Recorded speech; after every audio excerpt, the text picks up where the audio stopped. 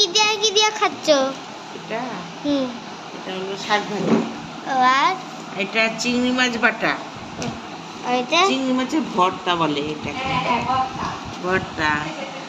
আর এটা যে বোয়াল মাছের কালিয়া, হ্যাঁ, আর এটা ভোলা মাছের চচ্চড়ি। পাতুরি ওটা। পাতুরি দেখো মনে হচ্ছে চচ্চড়ি।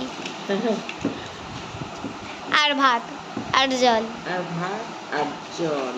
হ্যাঁ, আম্মা আসছে পরে, তারপরে খাওয়া দাওয়া হবে। এখন আস্তে আর আস্তে জানো ওর আম্মাকে ওর মা কি করে, কি হাগা মোতা সব ধোয়ায় দেয়, চান করায় দেয়, খাওয়ায় দেয়, পায়ে দেয়, চোখ ধোয়ায় দেয়, মুখ ধোয়ায় দেয়, সব করে ওর মা।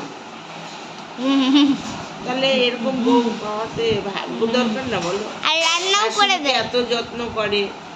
আগে তখন নিরামিষ করে দু আর জায়গায় আমি যে রান্না করছি। এসেছি আমাকেও তো যত্ন করছে, আমি তো অসুস্থ মানুষ। কার মাথা মা? এই মাথা বলছি হাতা কয় মা। রোজ।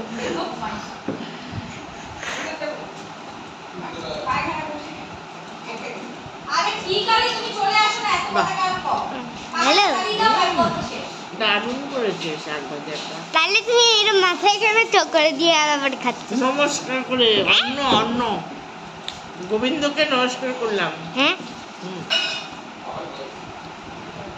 গোবিন্দ যেদিন যায় ভালোই যায়। এই যে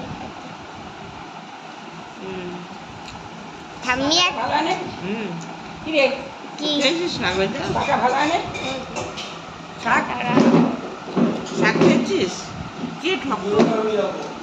হ্যাঁ শাক দাও, এই জলটা আমার।